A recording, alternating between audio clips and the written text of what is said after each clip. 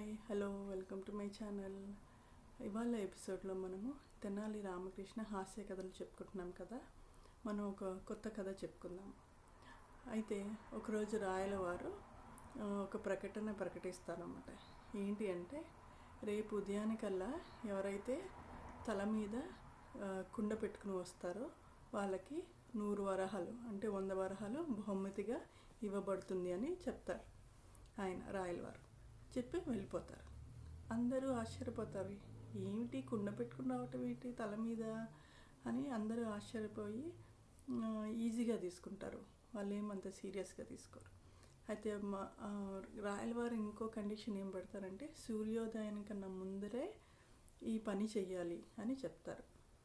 సరే, అయితే రాయల వారు నెక్స్ట్ డే మార్నింగే పొద్దున్నే సూర్యోదయం కన్నా ముందరే, సన్ రైజ్ కన్నా ముందరే వచ్చేస్తారు సభకి.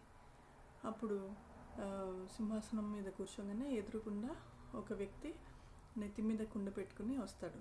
ఎవరా అని చూస్తే ఇంకెవరు, ఆయన తెనాలి రామకృష్ణ.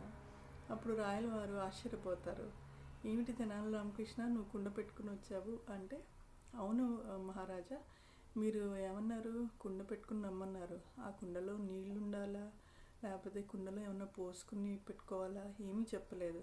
కాబట్టి ఈ ఖాళీ కుండని నా నెత్తి మీద పెట్టుకుని వచ్చేసాను అని అన్నాడు. అప్పుడు రాయల వారు నవ్వి ఆయన చతురతకి, హాస్య చతురతకి మెచ్చుకొని ఆయనకి 100 వరహాలు బహుమతిగా ఇస్తాడనమాట. అయితే మోరల్ ఆఫ్ ది స్టోరీ ఏంటంటే, రాజు ఏదైతే ఆదేశించాడో, అంటే సభలో అందరికీ ఉద్దేశించి చెప్పారు కాళీకుండ తల మీద పెట్టుకుని రావాలి అని. సో రామకృష్ణ గారు తూచా తప్పకుండా పాటించారు, కుండ పెట్టుకుని వచ్చారు, ఎంటీ పాట్ అనమాట. సో రాయల వారు ఏది చెప్తే అది చేశారు, బహుమానానికి అర్హుడయ్యాడు. సో రామకృష్ణ గారు వేరే విధంగా ఏమీ ఆలోచించలేదు, అంటే వేరే చమత్కారాలు అవి ఏం చేయలేదు, యాజ్ ఇట్ ఈజ్ ఫాలో అయ్యి వచ్చారు. సో బహుమానానికి అర్హులు, వేరే వాళ్ళు ఎవరూ చేయలేకపోయారు. సో అది మోరల్ ఆఫ్ ది స్టోరీ అనమాట.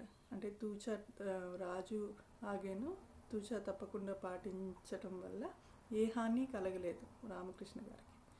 సో నెక్స్ట్ ఎపిసోడ్లో ఇంకో స్టోరీతో కలుసుకుందాం. Thank you, bye bye.